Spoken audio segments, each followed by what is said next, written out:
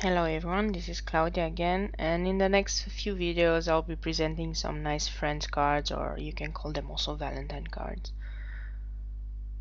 So I'm starting with some really heavy base cardstock. This is the Simon's stamp 120 pound.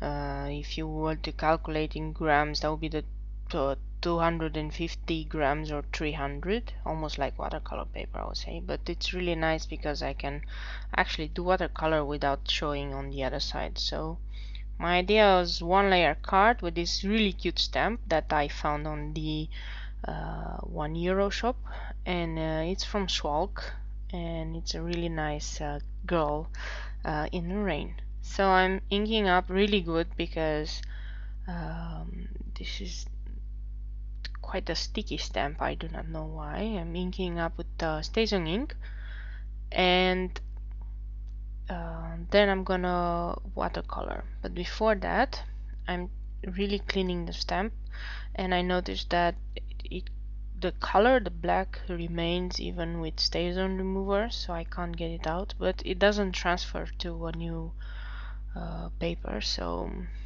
that should be fine. I also have this Kaisercraft sentiments, and there are 4 of them, and I decided to use all 4 in my Valentine cards because I like them so much. And for these specific cards I bought this VersaFine ink, Onyx Black ink, because I thought it's gonna give me a really nice impression. And well, I don't know if I'm using it wrong or not, but it just didn't do it for me. It looks more like a dye ink, and it was quite splotchy. I'm gonna try it some more, so maybe I get the hang of it, but for me it was like, meh, okay. Much hype about it, and I bought it, and then, nah. Anyway, after I stamp everything, I'm gonna prepare to color in. And as a Christmas present, I got from my husband the entire set of distress markers. Of course, they were on reduction, but it doesn't matter. So I'm totally in love with them. I'm using them on everything. I totally forgot my watercolor pencils, so I'm gonna use these ones. I also use a fine detail brush um, from Ranger, and this is how I color it. I start with some stormy sky for the water puddle, and the way because I tested this on quite a lot of other the same image on a watercolor paper to find out how to actually use the markers. So the best thing is to really do only on the sides the color, and then immediately come in with the water brush. This works very well into blending the colors if you're using like lighter colors, including the blues. If you're gonna use the dark colors like blacks and grays and so on, it doesn't work so much, and I have a video on that, how I do with those colors, because I noticed they kind of immediately dry out. So remember that if this one dries out, after the water dries out, it's gonna be permanent, so you won't be able to move it around anymore. But I really like this watered down look. So anyway, I'm using some festive berries so to put some color in my umbrella. I kind of see myself in this one when I was young anyway. And I also color in the nice dress. Now, as you notice, I don't really color in every spot. I I think it's also a technique in watercolor that you don't have to, you can leave some white spaces there. Actually, that's how you make shadows, leaving white spaces, I think, in watercolor. I'm not very good at it, but anyway. I've only found so far one good way of doing the faces with these markers, and one is actually doing antique linen first. And of course you might think, oh, she's so pale now, but then you go with the Tatter Rose and you blend that in, and that gives it a nice like pinkish kind of color, skin tone color.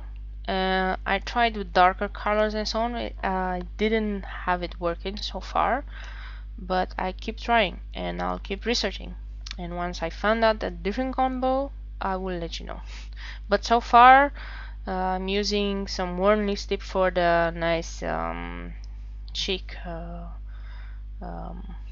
pink cheeks, and that's it. I didn't do the eyes because the eyes, well, that's the white of the eyes, so I don't have to do it. Also for the hair, I tried different solutions, and the only one that I found that works actually is with the yellows. So blonde hair, I could not get a really nice blend with darker colors, so I'm still trying to figure out what I can do with that. Of course, the links to all of the exact distress markers that I used are on my blog post, sorry. And you can find the link to my blog post in the description of this video. If you click show more, you'll find a link to a blog post, so you can go there and then you'll see all the colors that I used. I was thinking initially what would be the use of this small tip on the distress markers, and I think for really tiny places you can use it just like I did here. And I even didn't blend it out, I just let it like that.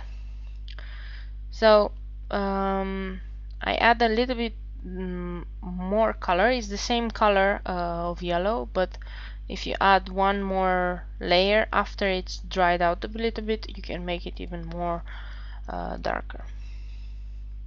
But again, I'm still learning on how to do this.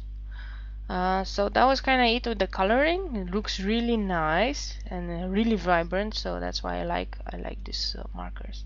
Now I had this little washi tape from the Simon Says Stamp December kit, I think, and I decided to use it because it's like gray, so it matches the sentiment. It's like you make me happy when skies are gray and so on.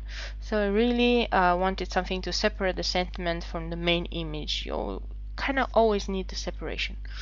And then, although initially I thought it's gonna be one layer card, I could not help it. I bought this sequins at the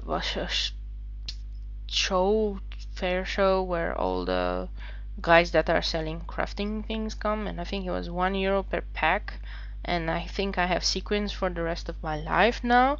But I decided to use them, so I'm trying to place them with my tweezers to make sure that I have, you know, enough for the correct colors. So I'm gonna put some up and some down. I know some people like to use only 3 or the number 3 or anything. I kind of like to use until I think all the empty spaces are full. So yeah, I'm not the number 3 kind of person. Okay, it's okay if you are. But I don't have any particular reason why I put them there. I just like to have a feeling on the card that there's not just an empty space, that nothing is there, you know. And I adhere these ones with glossy accents.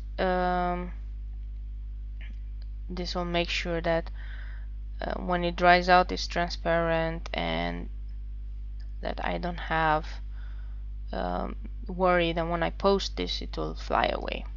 So this is kind of one of my my first videos for this series. Like I said, I only have my husband that I would make a Valentine card for, but the rest are just my friends, my girlfriends. So I'm gonna do a lot of those kind of cards, not really specific with I love you or anything like that. But this is I'm really happy with this card. It looks really cool and really crisp, and I love the weight of that cardstock. I think I'm gonna get me some more. Anyway, if you liked it, please you know, tell me you liked it, or if you didn't, tell me you didn't. Subscribe if you're not yet a subscriber for more videos that are going to come. And you know, follow me wherever you want on Facebook and so on, to see, you know, the latest post I'll do, and so you don't lose any of the videos or the blog post. Thanks.